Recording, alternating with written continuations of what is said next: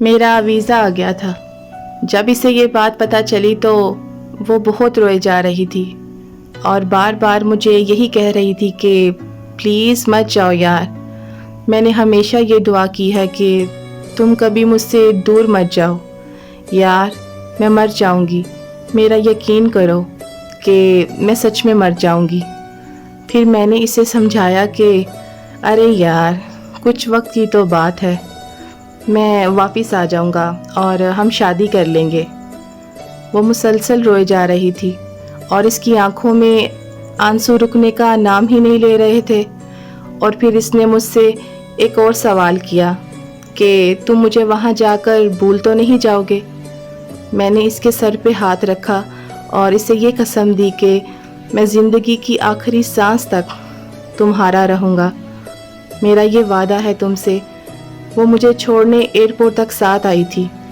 میں جب اسے الوداع کہہ رہا تھا تو وہ بس چپ کھڑی تھی، جیسے کہ اس کے جسم میں جان ہی نہ ہو۔ میرا اسے دیکھ کے حوصلہ مکمل طور پر ٹوٹ رہا تھا، لیکن مجھے جانا تھا۔ گھر سے دور پردیس جاتے وقت کیا گزرتی ہے یہ بات صرف ایک پردیسی ہی سمجھ سکتا ہے۔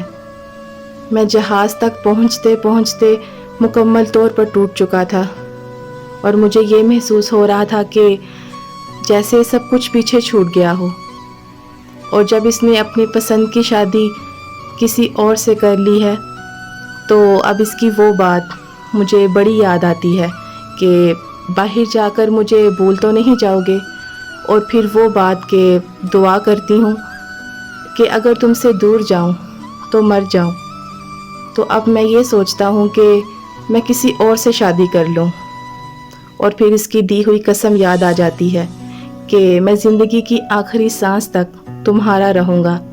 پھر آنکھیں نم ہو جاتی ہیں، پھر میں کوسنے لگتا ہوں اپنی تقدیر کو کہ پردیس اور ہجر میرے حصے میں ہی کیوں۔